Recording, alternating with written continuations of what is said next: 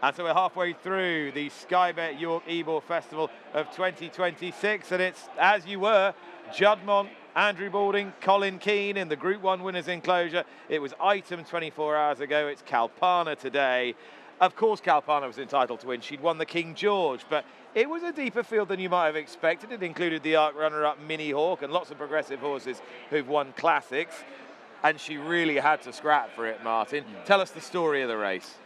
Well, I think the result in the end was more predictable than yesterday's big race result anyway, but the story of the race was a very fast pace set by Sugar Island, who the leading pack ignored, but they couldn't ignore her completely, and Colin Keane was travelling best and the first to make his move out of the main pack because he was full of horse underneath him. I think he probably had to push the button a little bit too early, and that just left him vulnerable, didn't it, George, to Sparan Nua, who was the fast finisher. It's hard to judge, isn't it, when one goes so far clear, and he got to the sort of 3.5 furlong pole, and you're thinking, when do I go? Nothing's leading him through, so you end up making your move yourself, and he's been left in front just after the 2 furlong pole, and ultimately she's on fumes that last furlong and nearly got caught, but she showed a true grit, determination. The one thing we've learned from her today is she travels so strong with the cheek pieces on, and it's just about playing her at the right time. I get why it happened today. You can't blame Colin Keane because you've obviously ride a short price favourite in a Group 1. You want to go and win the race. Ultimately, if you'd waited a furlong, I think she could have won very, very comfortably. It makes a key point in terms of it is so much more difficult, I would imagine, from a jockey's point of view, when you have one so far clear to know when to push, because if the couple of lengths ahead you're swinging along off the bridle, you're pretty confident you're going to pick them off. But if they're 10 lengths clear, you can't be quite as confident, even if you know they've gone fast. And we saw it in the Juddmonte International last year, didn't we, when Robert Haviland rolled on the front end. If you're a couple of lengths away, you've got that sort of pace awareness to go, I know when I push the button I'm going to pick them up. Today they were 15 lengths behind, and you're like, am I going to make this ground up? You're on a short price favourite, you've got to go and commit to win your race. But ultimately, when she got challenged, it was on the nod, wasn't it? She was lucky to win. Andrew Balding has had a wonderful week already. The Group 1 feature yesterday, the Group 1 feature today, and 3 supporting races to boot today to make it a 4-timer for him. They were all ridden by Oisin Murphy.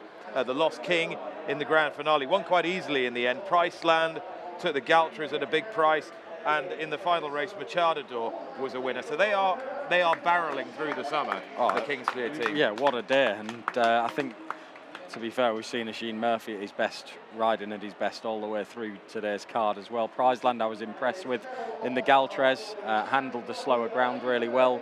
Machadadorp has just won our final race in good style, suited by the step back up to 7 furlongs as well. But Sun Goddess we've got to mention as well, Nick. What about her?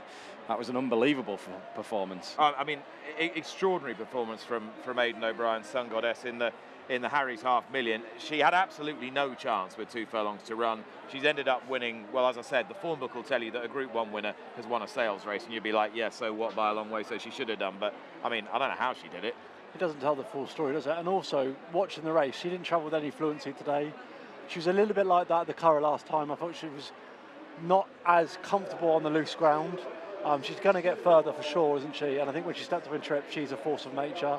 And she just put them in their place today, which she was entitled to do, but it was not a smooth trip. She ran onto heels of Deadwood coming back into her lap, and Ryan had to switch towards the stand side rail to get his run. And she did it in a quicker time than was posted by Libertango, the Albany winner, who'd followed up in the Lowther under a daring ride from Billy Loughnane, negating the effect of his draw by tacking right across and beating a pretty talented runner-up, I think. Yeah, I think Billy was tacking over partly because of yesterday's draw, but maybe more to follow the pace horses through, and it worked a treat for him. It could have gone wrong because you're a hostage to fortune from the position he went back to, but ultimately she quickened up well and managed to get another group win on the board. Good stuff. Martin, thank you very much. Are you back tomorrow? I'm coming, but you won't be seeing me on TV. Fine. Will I see you tomorrow?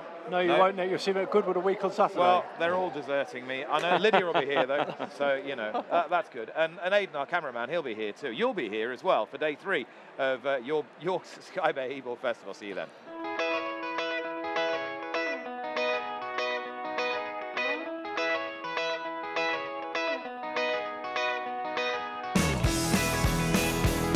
Libertango and Star Estate as they race towards the line. Libertango takes the Lowther from Star Estate Jolly Bet.